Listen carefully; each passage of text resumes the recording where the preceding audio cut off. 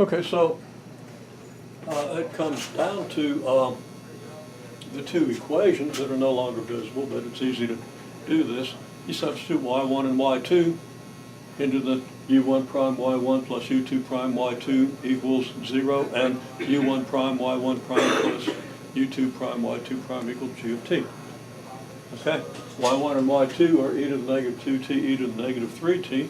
Their derivatives are negative 2 e to the negative 2t and negative 3 e to the negative 3t. I didn't substitute for g of t, but that's going to be your tangent. Okay?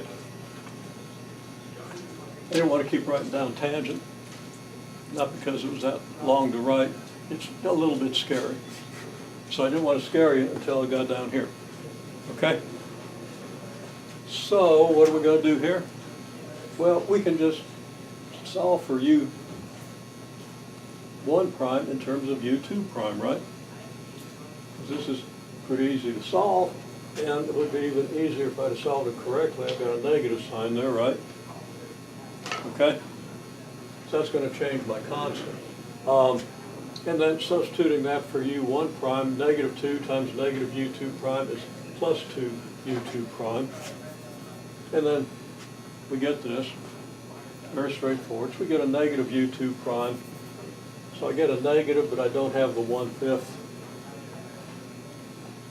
And it's just real straightforward from here to here.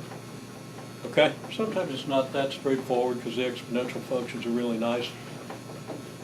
But it's not bad. Now what can be bad is this.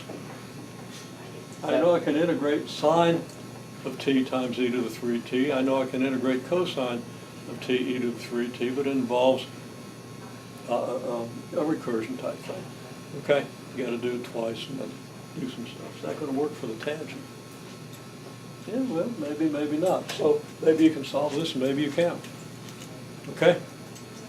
It's probably solvable, right? Using some technique. You can't expect it.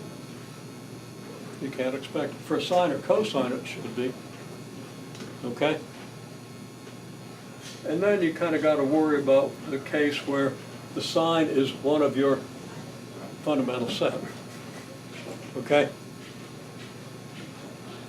So if this matches your y1 or your y2, you got to deal with that, but we're not going to worry about that today. This is the method. This is variation of parameters. Now, reduce it down to a simple formula. Okay? But That's all good. More up here. I think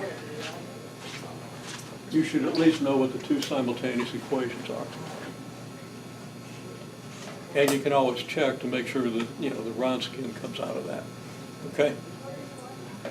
Or that the thing is kind of related to the Wronskian. So you're going to have your y2 primes, your y1 prime and y2 prime down here, your y1 and your y2 up here. Okay? You want to try to get your head around it to that extent, instead of just memorizing a formula you're going to forget 10 minutes after the test. Now, if you memorize a formula and forget it 10 minutes after the test and then just have to rememorize it for the final, okay. That's what an engineer usually does. But the engineers that get into the advanced stuff that's mathematically based usually understand this a little deeper, okay? Some of them understand it better than the mathematicians do.